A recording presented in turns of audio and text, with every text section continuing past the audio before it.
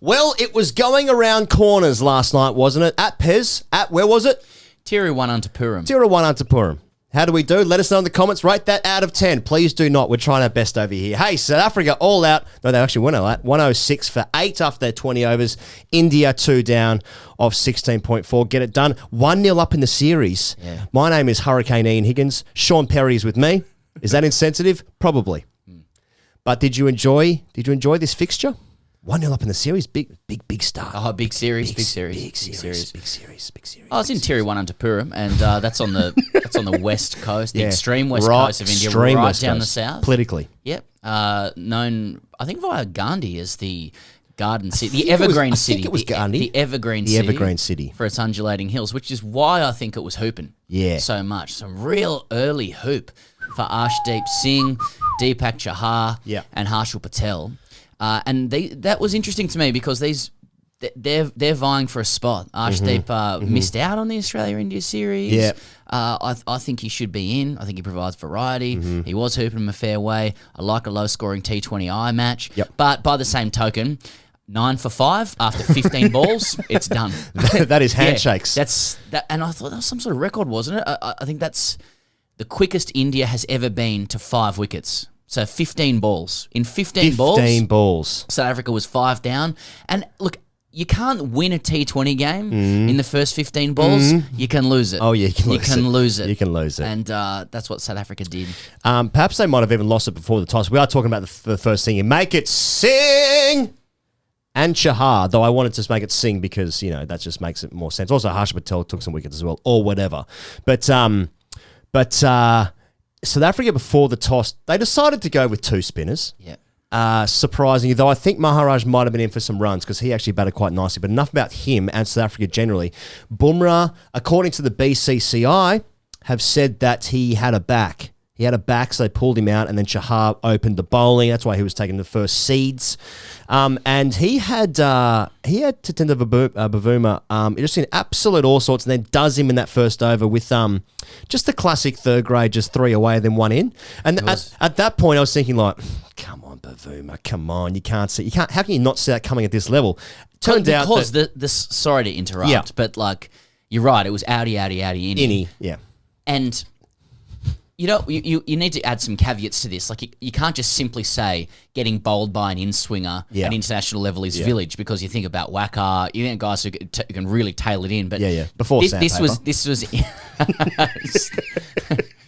that's right. We have to talk about swing in terms of pre and post sandpaper. Pre and post, yeah. No, like this was one of those ones where the wrist and the seam are so pronounced, going to fine leg. It's like real art of cricket kind of. This is how you bowl an in-swinger, and it looks quite out of the hand. Yeah, and so there's something a bit village about the way it dismantles the technique. But then, I think as you're about to say, you then see how much hoopage is going on for the entire game. Yeah, it's pretty tough going out there. Yeah. I think even Axar Patel got a couple to just out of the hand, just a couple. I mean, he can do what he wants. He can do what he wants. Old potions.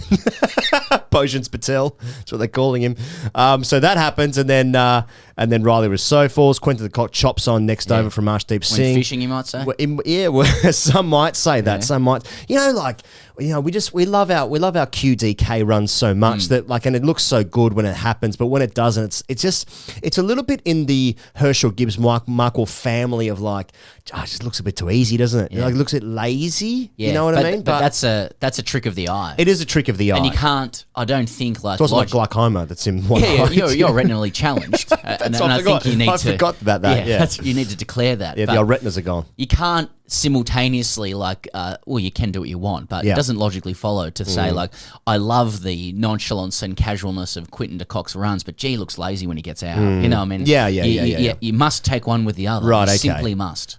David Miller also went first ball with an absolute. That was a cherry from ARSHDEEP Singh, and it was like those spring loaded stumps. Like it goes through the gate, hits middle, and it just sort of spring loads back. Yeah, I almost like that more than it being catapulted out. Now I think I prefer the javelin style removal of a stump, and I always have said it's on my lower back tattoo says, as you guys know out there. But what are the precise words of that lower back tattoo? Well, it's in Latin. Okay. It's just what does it translate as? Carpe diem. Yeah. I think that's what it means. Cartwheel stumps. Cartwheel stumps. Carpe diem. Yeah. DM is Latin for stumps. Yeah, and also DM me. Yeah. Just DM. Slide into my Carpe DMs. And then Tristan Stubbs, obviously we have high hopes, don't we, for world cricket fan Stubbsy. And then he, can you say it's a bad shot? Because I want to say it's a bad shot. I mean, he gets caught at sort of deep backward point / third nanny. Was that Chahar or Harshal? That was Chahar. Chahar, yeah. ARSHDEEP takes a good catch. And I was going to say, and Sonny G is on comms, and he says he just got a little bit of bounce there. I mean, that was a long hop. That was short and wide, and that was the dismissal of somebody who already knows, sort of in their bones, that there's a collapse on and no one's getting runs. Like I can't stop it. Just get out to that shot. Yeah. It was loose. It was just a top edge and a very good catch from ARSHDEEP Singh, who has removed a little bit of that nonchalance once again. He's come back with a few good catches, ARSHDEEP, after the famous one against Pakistan that I can just remember. Just about remember. Because it was a week ago. Yes, so, that's right. So ARSHDEEP finishes 3 for 32. Yep. Chahar finishes at 2 for 24. Harshal Patel 2 for 26. That's what's happened in the bowling innings. It was all over at 5 for 9. See you later. Or 9 for 5 if that is your want. Still, Aksar goes at 4 and over. Gets his pole. Yeah. What a player. Yeah. What a player. And Ashwin just tied it down. 4 overs, none for 8. So that's pretty good as well. Second thing, Pez, Duck City. Now, we've already kind of touched on this, but there's only the only 2 things happening in this game, runs and wickets. Duck City, so Bavuma, Rousseau, Miller, Stubbs, all zeros. 3 of those first ballers, with Quinton de Kock getting 1. That's 5 of the top 7 have hit. So 5 of the top 6 have made 1 or less. Tough to win a game, though, as we said before, Maharaj makes 41 of 35. Maharaj, just quietly, the best all-rounder in world cricket. Well, that's just not true. It's not even close to true. With respect to him. Yeah, but him and Wayne Parnell put on some runs. I like Markram coming in as well. Markram played some nice shots early. I'm a Markramsman. Yeah. You've always said that. And then he sort of shuffled across and kicked one off. He literally went to point. Yeah. And tried to hit through mid-wicket. Yeah. That can happen. That's right. You got to try and work people on the Tier 1 onto Purim wicket. I think the tide had just come in, so things had changed. That's right, the old Evergreen City. Do you remember that period where people were eating Tide Pods? There's a Tide Pod challenge on the internet. Do you remember that? I don't know. I don't know what that is. Tide Pod is the washing machine detergent, little square thing. People were eating those. It was in America. It was a thing going around at the time. No. Don't do that. Don't do that. If you're doing that at home, don't do that. Unless you want to. Sorry, brother. First rule of improv, just say yes. Yeah, sorry. Should we just go straight to the third thing? Tide Pods. Like, pods, they're a chocolate. Is it a dolphin? Are dolphins involved? Yeah, exactly. Pod of dolphins? Sperm whale? I don't know. Third thing, Sky is playing a different sport. So India's innings start off with Rohit Sharma just getting probably the perfect delivery from Kangesa Rabada. That was the perfect ball. Yeah, worldy. Beautiful. Yeah. Nothing you can do. Yeah. See Rohit next game. Yep. Next game for you. Then Virat gets out on the last over the power play, I think it was, also from Nortje, caught behind the wickets, sort of flashing outside the off stump. Bit of pace, though. It just beaten with a bit of pace. It's short and wide, and it should go, and he's got to play that shot. I think like if, in South Africa's innings where Shamsi and Maharaj go for 10s and 7s, like if they play another seamer and there's a couple of half chances and then there's one drops just short of Bavuma, Nortje almost has a caught and bowl. There's just a little moment. So if you're going to defend 108, you've got to bowl them out for 70, right? And you have to create 10 chances and take all of those, and it just didn't quite happen for them. But the fact that they played 2 spinners was silly. Silly. The wheels were going well. The wheels were going 29 well. for 2. Yeah. It's one of those ones where maybe another one, they crack it open. Maybe Rishabh Pant gets a look at a bat. Yeah, maybe a bat he's been selected twice now, and India's just gone, let's protect him. We'll get it. We'll get it done. That's right. Or maybe the opposition saying, let's just let them win. We don't want to sort of get Rishabh in form. So Rishabh's just sitting there getting pad rash, as they say, because you can't wear pads for more than 20 overs before someone says, well, that's a rash. Yeah, you must have a rash now. Yeah. You could be out there batting, and if you bat for that amount of time, you don't get rash. But sitting there, you get pad rash. Imagine if you saw someone in the sheds putting on talcum powder on their shins. You'd be like, what the fuck are you doing? Jesus. Really got you. Anyway, Vera, and so Sky comes in. He slows down for this innings. Only goes at 150. Strike rate. A little slow. But I suppose to talk quickly, can we talk quickly about KL Rahul? We and must. Sky? We simply must. I mean, it's a like it's the knock that India needed from KL Rahul. Yeah. I think there's still concerns over the pace at which he bats, but that's what they needed for that time. So he did well. And once again, he must be upset that the guy who comes in 2 down from him makes it look like he's playing a different game. Yeah, I think it says more about Sky. Yeah. I really think he's in unbelievable form. It's unbelievable. I'm hoping that he can bring that out to Australia. Yeah. But, he's just hitting the ball so well. There's whippage, there's inside out over cover. Yeah. It's one of those games where it looks like it's easily done, that game. South Africa were in with a sniff, maybe with another pacer or two and a bit of luck, which is what you need. Yep. But it was only ever going to take one partnership or a couple of bombs. Sky gives them that, and they just run away with it. Yeah, that first, I think it's the first ball. It's the first 6 he hits anyway, Sky I'm talking about. Well, I think it's off Norkia, and he flushes it to the leg side and gets a top edge and goes for 6 over third man. Yeah. Just one of those ones perfectly where if that just goes straight up and he gets out, it's like, well, what kind of shot was that? Needs to be more circumspect. Goes for 6, and now he's just the greatest player I've ever seen in my entire life. So, one of those ones. KL Rahul, 51 off 56, hitting him at 91, but hits more 6s than Sky, so you've got to factor that in. I think in these low-scoring games, even at the end, this game was a little bit closer than what it seems like. They've smashed them, but it was a little bit closer.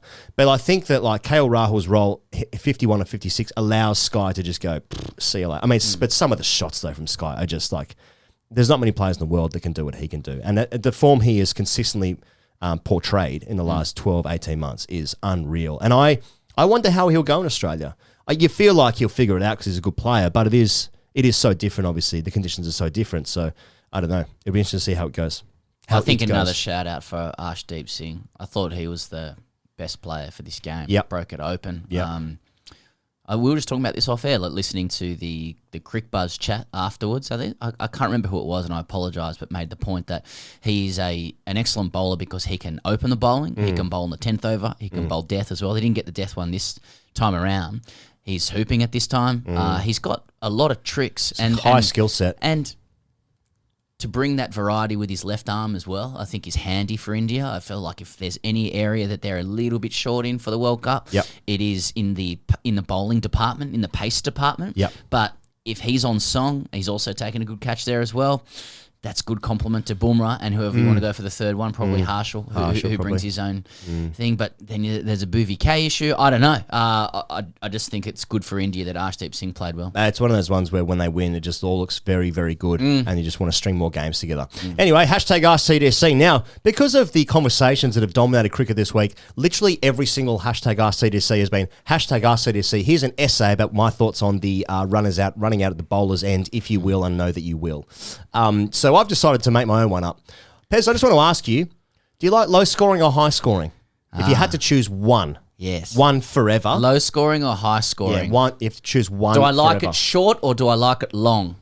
Indeed. It depends how you use it. It depends what happens within that particular situation. Okay. Because the answer is that we all like a bit of both, right? Like these games are really fun. Like low scoring games are really fun in the context of other really high scoring games. If someone hits 200 every week, boring as batshit. Yeah, one contextualizes the other. Right. I'm keen just because it's the internet to be contrarian because I think it's the purists' position now to say like I love a low scoring game. I love a low scoring game in T20 cricket because it just brings the bowlers into it, and me as a purist wants to just connote to everybody else that I indeed know the game, and that's why bowlers need to. I'm a bit over guys boshing it everywhere. I'm kind of like T20 cricket. We know what it's for. Yeah, bowlers are ball machines. Yeah. Bowlers barely have human rights in T20 cricket. Bowlers haven't got the vote yet, and nor should they. Yeah. It's batters are the emperors. Let's go, baby. Let's go big. I want to see boshing. I want second tier stuff. I want people in the crowd under threat. Yeah. But nothing happened to them. No, of course. But under threat at least. Yeah. I want the titillation of threat.